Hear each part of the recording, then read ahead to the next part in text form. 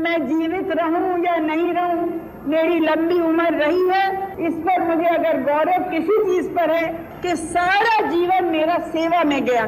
30 अक्टूबर 1984 को उड़ीसा के भुवनेश्वर में ये स्पीच देते समय इंदिरा गांधी ने बिल्कुल भी नहीं सोचा होगा कि आने वाला दिन सच में उनके लिए काल बनकर आएगा। अगली सुबह 31 अक्टूबर 1984 को इंदिरा गांधी को ब्रिटिश एक्टर पीटर उस्टिवनोव को इंटरव्यू देना था। सुबह 9:12 पर इंदिरा गांधी अपने सरकारी रेजिडेंस से अपने ऑफिस की तरफ निकली। हमेशा की तरह इंदिरा गांधी ने मुस्कुराते हुए अपनी सिक्योरिटी में खड़े बेअंत सिंह की ओर देखा, लेकिन जवाब में उस दिन बेअंत सिंह के हाव भाव हमेशा की तरह नहीं थे। बेअंत सिंह के रिएक्शन से एक बार भी ऐसा नहीं लगा कि उसके सामने देश की प्रधानमंत्री खड़ी है। बेअंत सिंह ने खतरनाक अंदाज में अपनी सर्विस रिवॉल्वर को निकालकर इंदिरा गांधी के ऊपर फायरिंग शुरू कर दी। इंदिरा गांधी कुछ सोच पाती उससे पहले ही उनके दूसरे बॉडीगार्ड्स सतवंत सिंह ने भी उन पर गोलियां बरसानी शुरू कर दी। एक साथ पूरी मैगजीन इंदिरा गांधी के शरीर को छलनी कर चुकी थी। पॉइंट ब्लैंक रेंज से लगभग 30 बुलेट इंदिरा गांधी पर बरसा दी गई थी।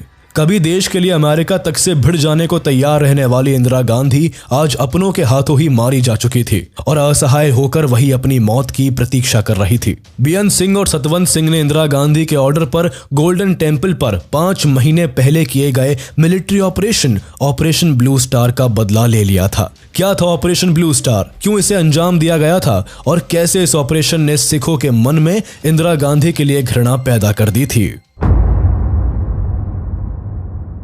ऑपरेशन ब्लू स्टार के बारे में जानने से पहले आपको पंजाब की हिस्ट्री को जानना जरूरी है। 18वीं शताब्दी तक अंग्रेज भारत की कई रियासतों पर अपना कब्जा जमा चुके थे, लेकिन भारत का पंजाब रीजन उन दिनों सिख एम्पायर महाराजा रंजीत सिंह जी की कमान में था। सिख किंगडम की नींव रखने वाले महाराजा रंजीत सिंह जी ने 1801 से लेकर 1839 तक भारत के एक बड़े भूभाग पर अपना साम्राज्य फैला रखा था। महाराजा रंजीत सिंह की मृत्यु के बाद अंग्रेजों ने सिख एम्पायर को हड़प लिया और इसके साथ ही हरियाणा, जो कि इस किंगडम का पार्ट नहीं था, उसे भी इसके साथ जोड़ दिया।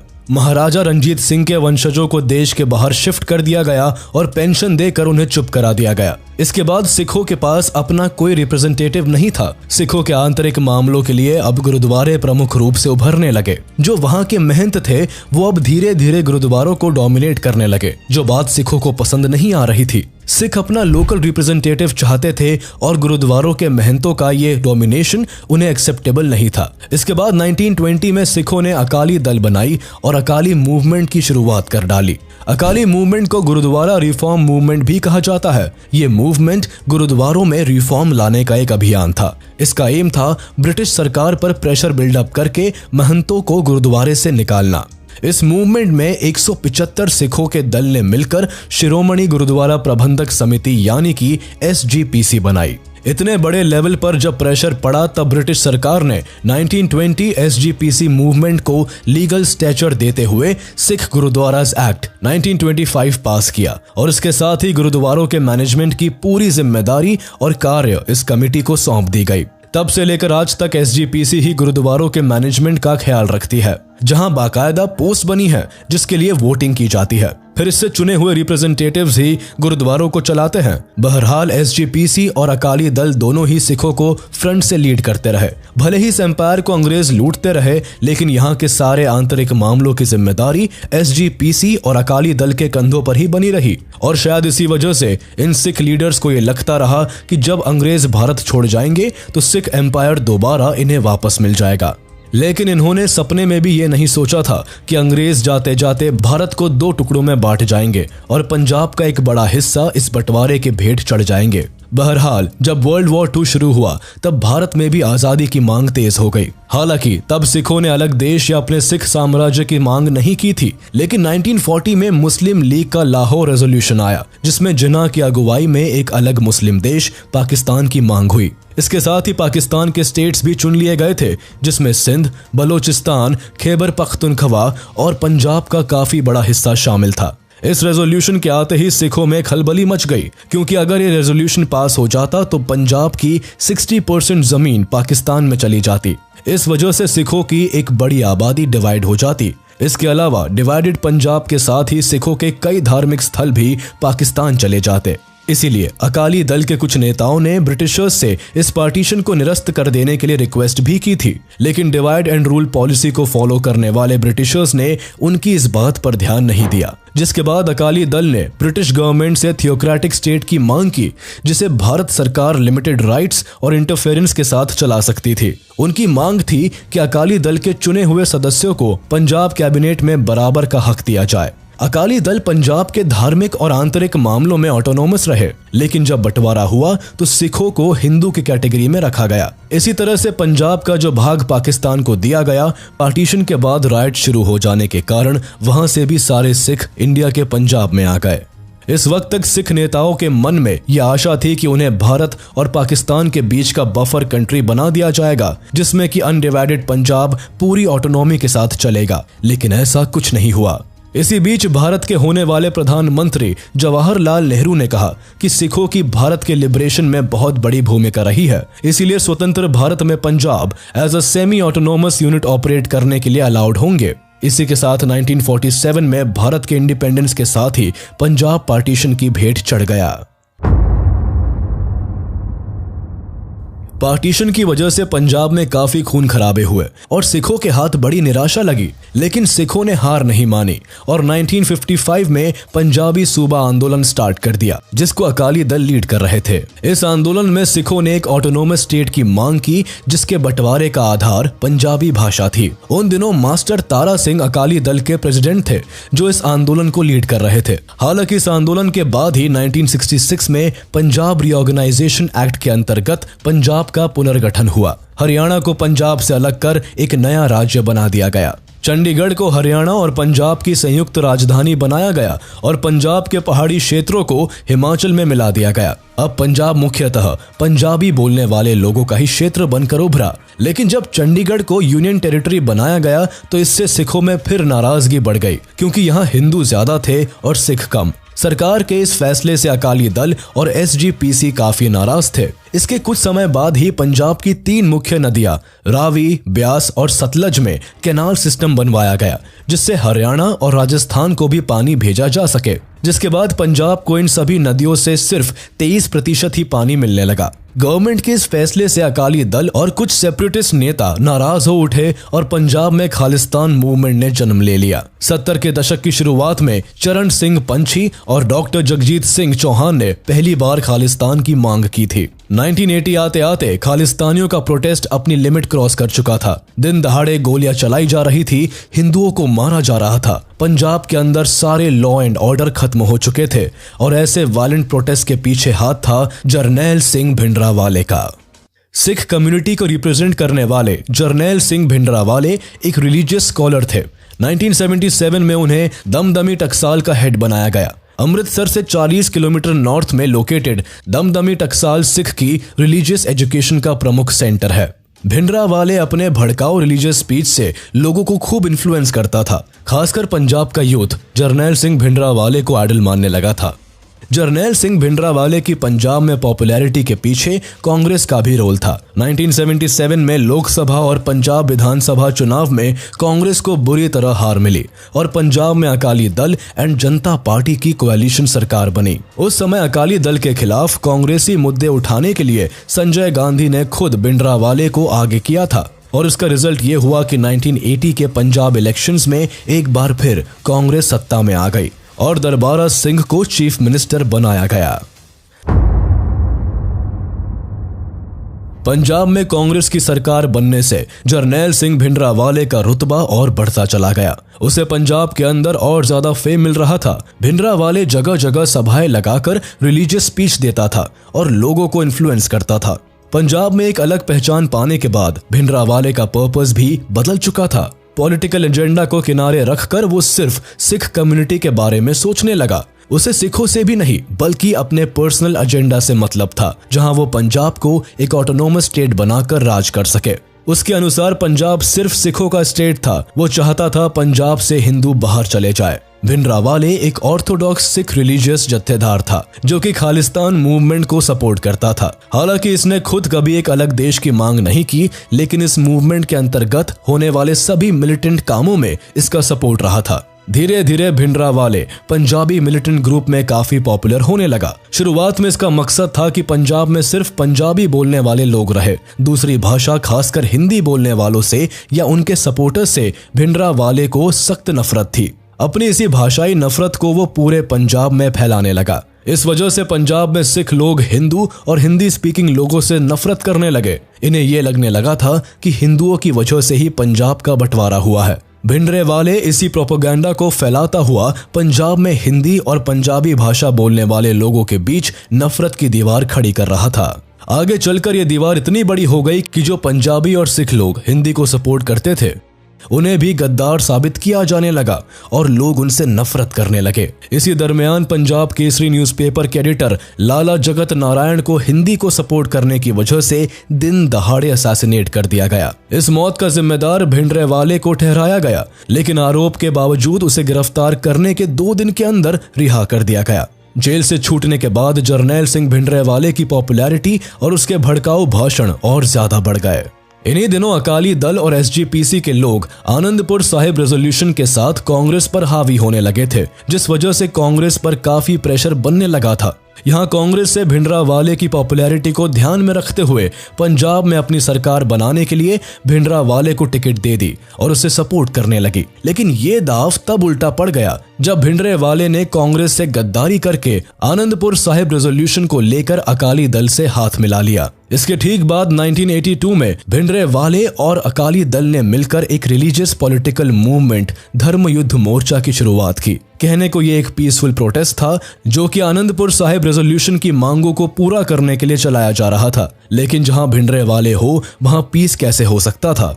इस मोर्चा के दौरान हिंदुओं और हिंदी सपोर्टर्स पर बहुत अत्याचार किए गए, उन्हें जान से मारा जाने लगा। हालांकि पंजाब के चीफ मिनिस्टर दरबारा सिंह ने इस मूवमेंट में हो रहे वायलेंस पर लगाम लगाने की कोशिश जरूर की, लेकिन कुछ ना हो सका और आखिर में इस वायलेंस में सैकड़ों लोगों की मौत हो गई। आनंदपुर साहिब रेजोल्यूशन को पास करवाने के लिए भिंडरावाले वायलेंट तरीके का इस्तेमाल करने लगा और 1982 में भिंडरावाले ने स्वर्ण मंदिर को अपना घर बना लिया और वहीं से भड़काऊ भाषण देना शुरू कर दिया। इसके भाषणों की वजह से अब पंजाब में हिंदुओं का कत्लेआम शुरू हो गया। जरनैल सिंह भिंडरावाले गोल्डन टेम्पल को अपना ऑफिस समझने लगा था। पूरे गिरोह के साथ गोल्डन टेम्पल में हथियार इकट्ठा करने लगा था। 15 दिसंबर 1983 को जरनैल सिंह भिंडरावाले गोल्डन टेम्पल के अंदर अकाल तख्त पर जाकर बैठ गया। अकाल तख्त को चुनने के पीछे का कारण यह था कि भिंडरावाले को इस बात पर पूरा यकीन था कि इंडियन गवर्नमेंट यहाँ किसी भी कीमत पर हमला नहीं करवा सकती और अगर किया भी तो पूरे देश में दंगे फैल जाएंगे।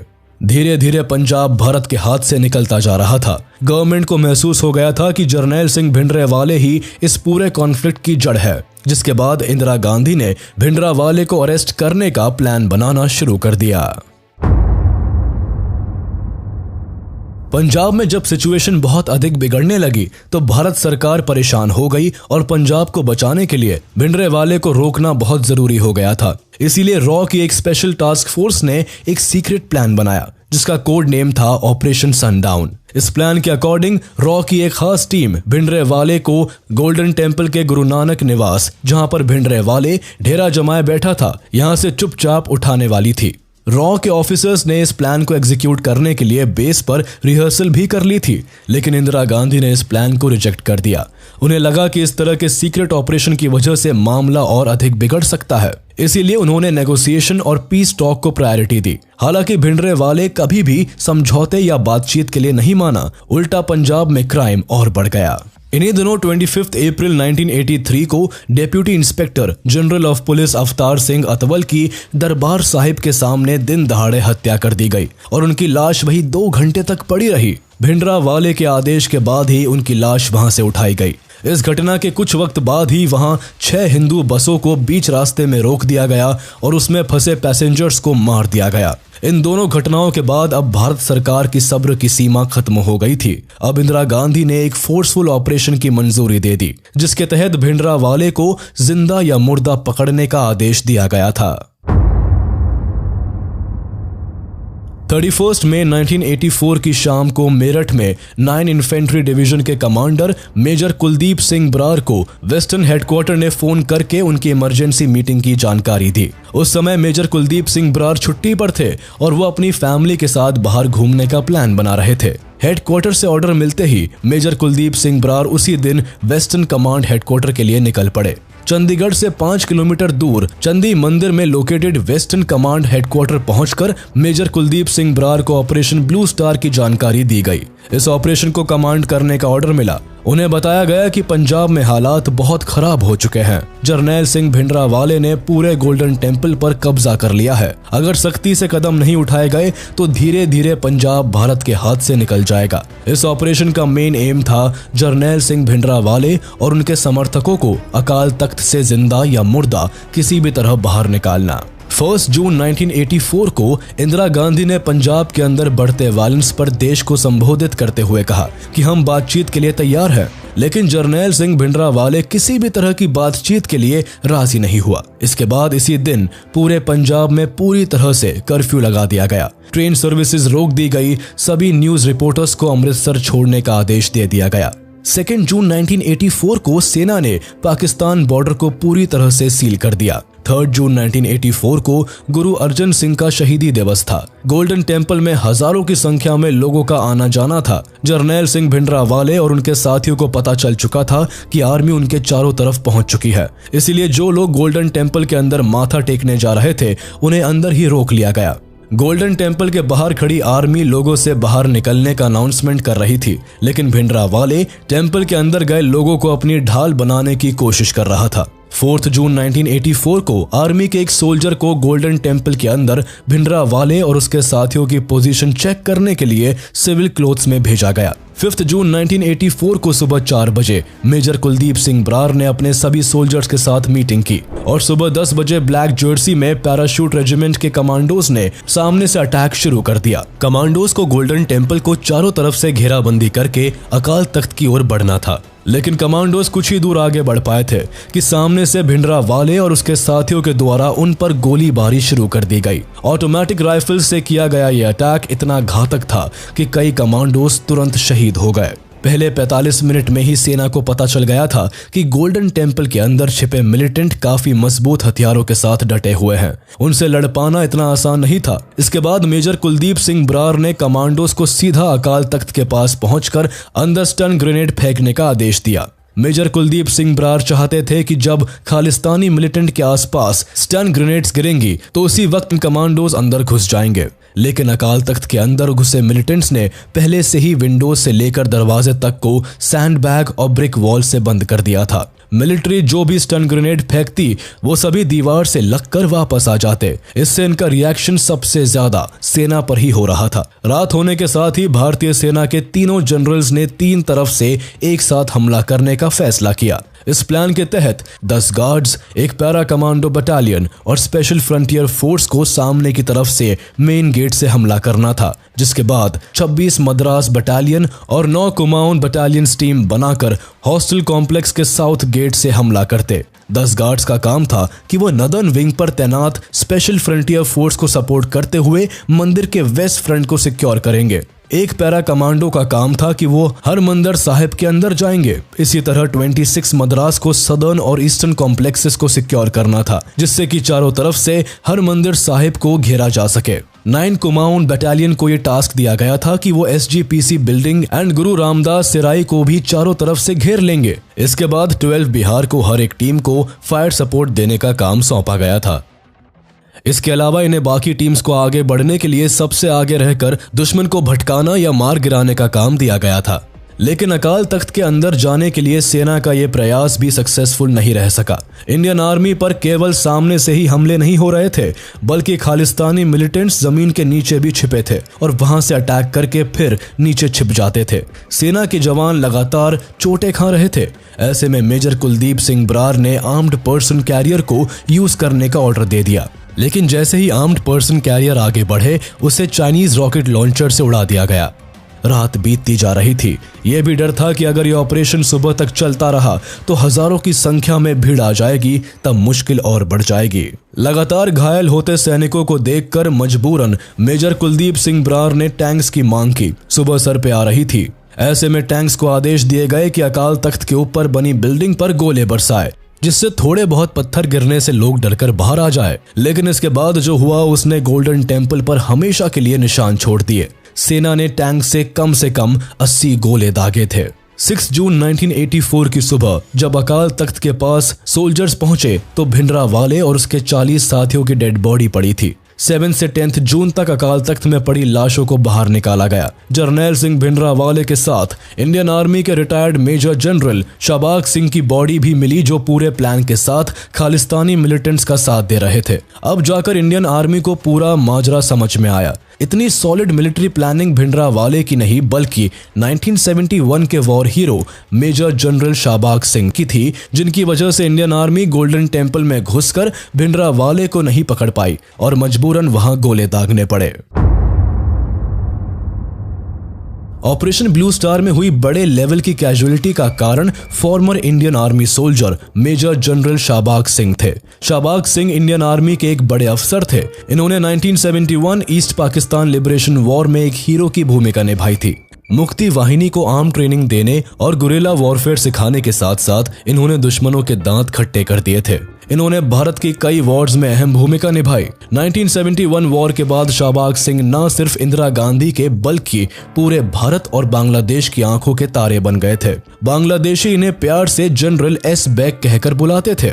लेकिन सारा मामला तब बिगड़ गया जब शाबाग सिंह पर भ्रष्टाचार के केस लगे और उन्हें बिना कोर्ट मार्शल के इंडियन आर्मी से निकाल दिया गया। गौर करने वाली बात यह है कि उनकी मिलिट्री सर्विस खत्म होने के एक दिन पहले उन्हें इस तरह से आर्मी से डिसमिस किया गया था। ये साल था 1976 का, जब 1971 के वॉर हीरो को आर्मी से इतनी इंसल्ट के साथ निकाल दिया गया था। हालांकि बाद में फरवरी 1984 में उन्हें सभी एलिगेशन से सम्मान सहित बरी कर दिया गया था, लेकिन तब तक बहुत देर हो चुकी थी। दरअसल मेजर जनरल शाबाग सिंह को बिना कोर्ट मार्शल के ही आर्मी से निकाल दिया गया था और इसके साथ ही इनके सारे रिटायरमेंट बेनिफिट्स भी छीन लिए गए थे, जिससे कि शाबाग सिंह अब बदले की आग में झुलस रहे थे। एक टाइम पर देश के लिए अपना बाल तक कटवा लेने वाले फौजी शाबाग सिंह अब धर्म युद्ध मोर्चा में अपने देश के खिलाफ ही जुट गए और भिंडरावाले के मिलिट्री एडवाइजर बन गए। अब भिंडरावाला भारत सरकार से लड़ने के लिए तैयार हो चुका था। उसके भड़काऊ भाषण, वायलेंट मूवमेंट काफी ज्यादा बढ़ चुके थे और शाबाग सिंह को ज्वाइन करने के बाद उसकी मिलिट्री आर्मी की ट्रेनिंग भी मिलने लगी थी, जिससे कि पंजाब भारत सरकार के हाथों से बाहर जाने लगा। इस ऑपरेशन ने भारतीय इतिहास की दिशा ही बदल कर रख दी। अपने सबसे पवित्र धार्मिक स्थान पर हमले को लेकर सिख समुदाय के बीच नाराजगी बहुत बढ़ गई थी। इस ऑपरेशन ने सिखों के मन में एक ऐसी दीवार बना दी कि जिसे आज तक मिटाया नहीं जा सका है। ऑपरेशन की टाइमिंग पर भी सवाल उठाया गया, क्योंकि 3 जून 1984 को सिख गुरु अर्जन सिंह का शहीदी दिवस था, जिसके कारण मंदिर परिसर के अंदर बड़ी संख्या में भक्त मौजूद थे और उसी समय इस ऑपरेशन को स्टार्ट किया गया था, जिसके कारण काफी सारी इनोसेंट पब्लिक मारी गई थी। गोल्डन टेम्पल की पूरी लाइब्रेरी जल गई थी। किताबों के साथ साथ सिख गुरुओं के सिग्नेचर और उनके कपड़े भी जल गए थे। 554 खालिस्तानी मिलिटेंट मारे गए थे और 1592 लोगों को हिरासत में ले लिया गया था। वहीं दूसरी ओर इस ऑपरेशन को अंजाम देने में 83 सैनिक शहीद हो गए और 236 सैनिक घायल हो गए। आर्मी के इस ऑपरेशन से गवर्नमेंट में कई बड़े पदों पर बैठे सिखों ने रिजाइन दे दिया था। गवर्नमेंट की ओर से मिले हुए सम्मान लौटाए जा रहे थे और इंदिरा गांधी की मौत का फरमान जारी किया जा रहा था। भले ही भिंडरावाले के आतंक का अंत हो चुका था, लेकिन इसकी कीमत खुद प्रधानमंत्री इंदिरा गांधी को अपनी जान देकर चुकानी पड़ी थी। इंदिरा गांधी के दोनों बॉडीगार्ड्स बेअंत सिंह और सतवंत सिंह ने अपनी गन्स की सभी गोलियां उनके शरीर पर खाली कर दी थी। यहाँ ध्यान देने वाली बात यह थी कि इंदिरा गांधी की मौत का फरमान जगजीत सिंह चौहान ने पहले ही दे दिया था। दरअसल इन दिनों खालिस्तानी मूवमेंट को बढ़ाने के लिए जगजीत सिंह चौहान ने लंदन और पाकिस्तान जैसे देशों में जाकर जोरों शोरों से इसका प्रचार किया था। चौहान ने ही आनंदपुर साहिब में काउंसिल ऑफ खालिस्तान की स्थापना की और खुद को इसका सेल्फ क्लेम्ड प्रेसिडेंट बनाया था। 1984 में जब ऑपरेशन ब्लू स्टार को अंजाम दिया गया तो चौहान ने बीबीसी लंदन को एक इंटरव्यू देते हुए ये कहा था कि जल्दी ही भारत की पीएम मिसेस गांधी और उनके परिवार का गला काट दिया जाएगा और ये काम हमारे सिख भाई जल्दी ही करेंगे। हालांकि ये इंटरव्यू जून में आया था, लेकिन इसे नजरअंदाज कर दिया गया था और फिर उसी साल अक्टूबर 1984 में इंदिरा गांधी की हत्या कर दी गई, जिसके बाद दिल्ली सहित देश में कई जगह दंगे शुरू हो गए थे जिसमें हजारों सिख मारे गए। 23 जून 1985 भारत के लिए वो भयावह दिन था जिसमें 300 से ज्यादा भारतीय मूल के लोग बेमौत मारे गए थे। इस दिन एयर इंडिया फ्लाइट 182 कनाडा से लंदन होते हुए भारत की उड़ान भर रही थी, जिसमें अचानक से एक विस्फोट हो गया। आयरिश कोस्ट के ऊपर हुए इस विमान विस्फोट में सारे के सारे लोग मारे गए। फ्लाइट में सवार 329 लोगों में से सिर्फ 131 लोगों की ही लाश मिल सकी थी। इस फ्लाइट में बॉम्ब से भरे सूटकेस रख दिए गए थे। अभी इधर ये हादसा होने ही वाला था कि उसके थोड़ी देर पहले टोक्यो के नरिता एयरपोर्ट पर एक और विस्फोट हुआ, जिसमें 2 जापानीज बैगेज हैंडलर्स की जान चली गई। ये बैगेज हैंडलर्स जापान से बैंकॉक जाने वाली एयर इंडिया की फ्लाइट्स का सामान ढो रहे थे, लेकिन ये समय से पहले ही फट गया। इस हादसे से फ्लाइट के सैकड़ों लोगों की जान तो बच गई, लेकिन पूरे पैसेंजर्स में डर का माहौल फैल गया। इन्वेस्टिगेशन के बाद पता चला कि यह बॉम्बिंग भी एयर इंडिया 182 बॉम्बिंग सीरीज का ही हिस्सा थी। बाद में जब कनाडा की ओर से इस मामले की जांच की गई तो उन्होंने इसका जिम्मा सिख सेपरेटिस्ट पर लगाया। कुछ टाइम बाद तलविंदर सिंह परमार, जो कि एक सिख एक्सट्रीमिस्ट ग्रुप बब्बर खालसा के लीडर थे, और इंदरजीत सिंह रियात नाम के इलेक्ट्रीशियन को अरेस्ट किया गया था। 1992 में पंजाब पुलिस के साथ हुए एक मुठभेड़ में तलविंदर सिंह परमार मारा गया। इसकी मौत के बाद इसे सिख मिलिटेंट और 1984 एयर इंडिया बॉम्बिंग का जिम्मेदार माना गया। इस ऑपरेशन का सोल मकसद था कि प्रो खालिस्तानी मिलिटेंट्स को पंजाब से खत्म करना, जिससे कि देश की सॉवरेनिटी और पीस बरकरार रहे। 30 अप्रैल 1986 को ऑपरेशन ब्लैक थंडर को लॉन्च किया गया था, जिसमें 200 सिख मिलिटेंट्स जो गोल्डन टेम्पल में पिछले 3 महीनों से जमे हुए थे, उन्हें बाहर निकालना था। इस ऑपरेशन में 700 बीएसएफ और 300 ब्लैक कैट कमांडोज ने भाग लिया था। इतनी बड़ी सेना के बावजूद कुल 8 घंटे में यह ऑपरेशन पूरा हुआ था। हालांकि जो लोग गिरफ्तार हुए वो लैक ऑफ एविडेंस की वजह से 2 महीने बाद ही रिहा हो गए थे। ऑपरेशन ब्लैक थंडर अपने फर्स्ट फेज में ज्यादा सक्सेसफुल नहीं रहा था, जिसके कारण 9 मई 1988 को इसके सेकंड फेज को लॉन्च किया गया, जिसमें लगभग 1000 स्पेशल टास्क फोर्स को शामिल किया गया था। इस मिशन को अंजाम देने के लिए टास्क फोर्स के सिपाहियों ने अपने बाल बढ़ाने भी शुरू कर दिए थे, ताकि वो सिख मिलिटेंट्स में ब्लेंड हो सके। इसी वक्त स्पाई मास्टर कहे जाने वाले अजीत डोभाल अपने टीम के साथ सिविल कपड़ों में जाकर मिलिटेंट से मिल गए थे, जिससे कि टेंपल के अंदर छिपे मिलिटेंट्स की सारी इंटेलिजेंस इकट्ठी की जा सके, जो कि ऑपरेशन के टाइम काफी कामगार साबित हुई। फाइनली 18 मई को मिलिटेंट्स के सरेंडर के बाद ये ऑपरेशन खत्म हुआ। इस ऑपरेशन के बाद पंजाब में थोड़ी स्टेबिलिटी आई और खालिस्तान मूवमेंट लंबे समय तक धीमा रहा।